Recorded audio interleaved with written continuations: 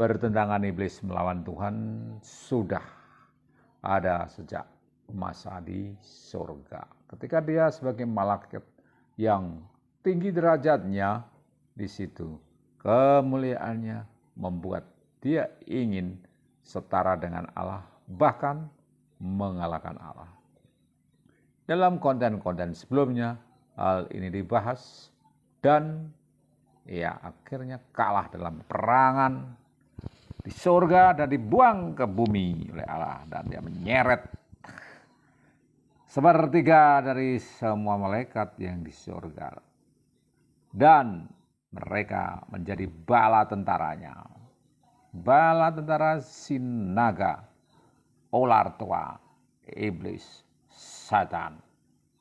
Nah, saudara, upaya iblis melawan Allah itu adalah upaya untuk menggeser kedudukan Allah, dan gantinya iblis ingin menjadi Allah di situ. Nah, upaya ini terus terjadi sepanjang masa sehingga disebut sebagai perjuangan segala zaman. Sangat mengerikan peperangan dengan berbagai wujud antara si jahat dengan kebaikan yang sesungguhnya adalah upaya iblis melawan Tuhan oleh karena ingin menjadi Tuhan. Dan upaya merebut tahta Allah itu juga terungkap di dalam perjanjian baru ketika iblis menjumpai dan mencobai Tuhan Yesus di padang gurun. Ini ada di Matius 4 dan Lukas 4. Banyak terungkaplah di situ sifat pertentangan yang terjadi, dan kita dapat melihat kenyataan pertentangan besar antara Kristus dan iblis. Nah, kita akan melihatnya di Matius 4 ayat 1 sampai 11. Maka Yesus dibawa oleh Roh ke padang gurun untuk dicobai iblis. Dan setelah berpuasa 40 hari dan 40 malam, akhirnya laparlah Yesus. Lalu datanglah si pencoba itu dan berkata kepadanya, "Jika engkau anak Allah, perintahkanlah supaya batu-batu ini menjadi roti." Tetapi Yesus menjawab, "Ada tertulis, manusia hidup bukan dari roti saja, tetapi dari setiap firman yang keluar dari mulut Allah." Kemudian iblis membawanya ke kota suci dan menempatkan dia di bubungan bait Allah. Lalu berkata kepadanya, "Jika engkau anak Allah, jauhkanlah dirimu ke bawah, sebab ada tertulis mengenai engkau, ia akan memerintahkan malaikat-malaikatnya, dan mereka akan menata engkau di atas tangannya, supaya kakimu jangan terantuk kepada batu."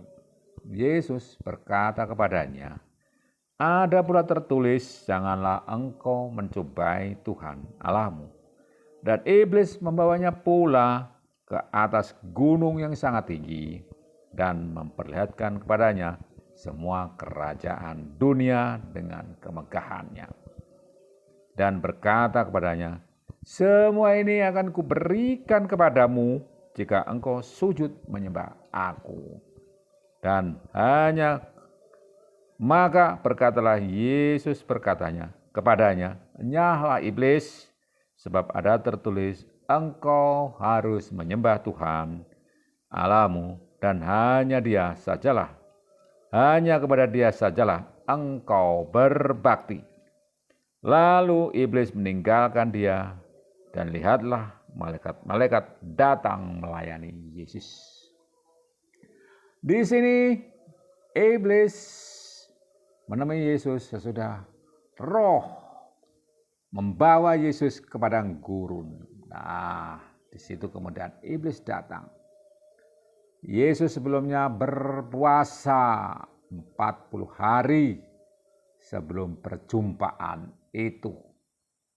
Maka saat tiba waktunya, iblis datang mencobai Yesus mengubah batu menjadi roti. Di sini iblis memanfaatkan rasa lapar yang luar biasa dari Yesus.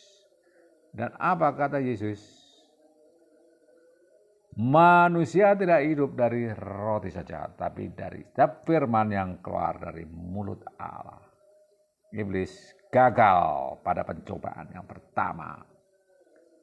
Nah, iblis pun menggoda Yesus untuk menjatuhkan dirinya dari puncak bait suci. Diputar balikannya kitab suci dengan menyatakan, bila Yesus benar-benar anak Allah, malaikat akan melindungi dia. Namun pembacaan kitab suci yang dibolak-balik oleh iblis ini dapat dilawan oleh Yesus. Karena pembacaan Yesus lebih teliti dan benar. Yesus dapat melawan godaan itu. Apa katanya tadi? Jangan mencobai Tuhan Allahmu. Di situ Yesus dengan tepat dia mengatakan ayat yang lain untuk menghadapi serangan supaya Yesus menjatuhkan diri, dan ada tertulis, engkau akan memerintahkan malaikat-malaikatnya dan mereka akan menatang engkau di atas tangannya supaya kakimu jangan terhantuk pada batu. Luar biasa.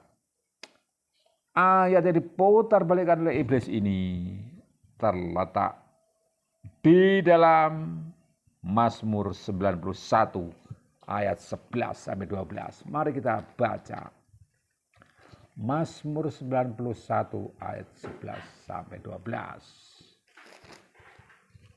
Di situ dikatakan bahwa malapetaka tidak akan menimpa kamu, ayat 10, dan itulah tidak akan mendekat kepada kemahmu, sebab malaikat-malaikatnya akan diperintahkannya kepadamu untuk menjaga engkau di segala jalanmu.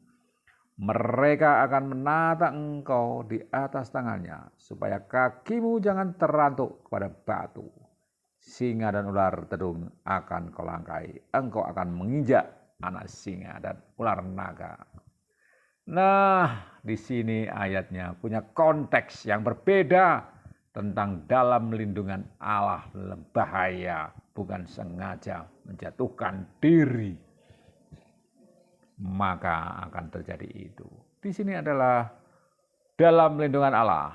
Mulai ayat 1 dari pasal 91.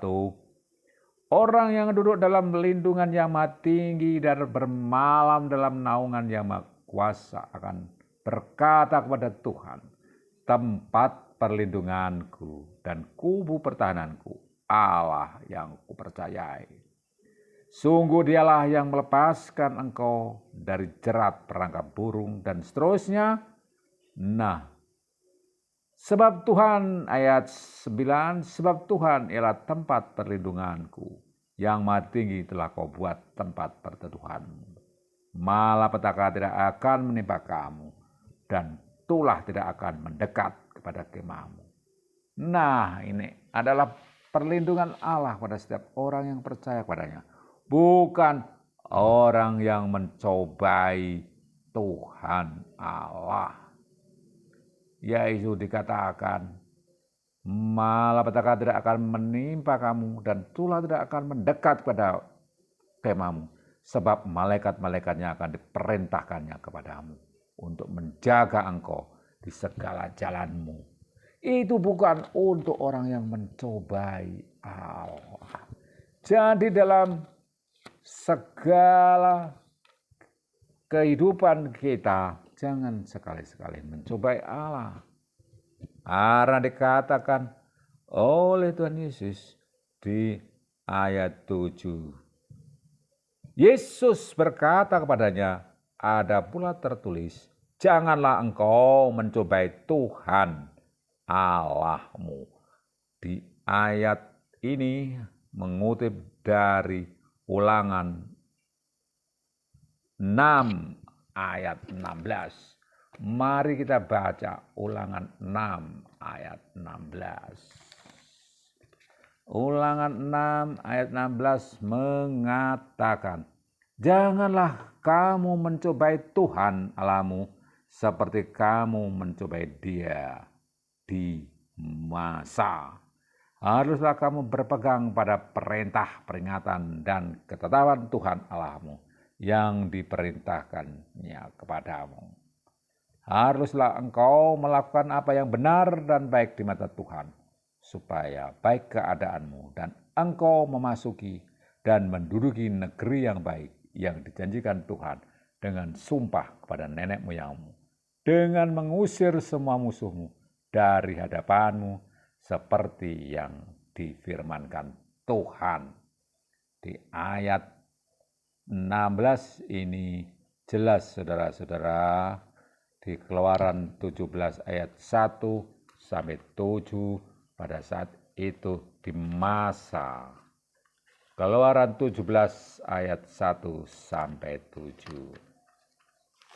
Yang mengatakan sebagai berikut, di Masa dan di Meriba, kemudian berangkatlah segenap jemaah Israel dari padang gurun Sin, berjalan dari tempat persinggahan ke tempat persinggahan sesuai titah Tuhan. Mereka berkemah di Rafidim, tetapi di sana tidak ada air untuk diminum bangsa itu. Lalu mereka bertengkar dengan Musa. Kata mereka, berikanlah air kepada kami supaya kami dapat minum. Tetapi Musa berkata kepada mereka, mengapakah kamu bertengkar dengan aku? Mengapa engkau mencobai Tuhan?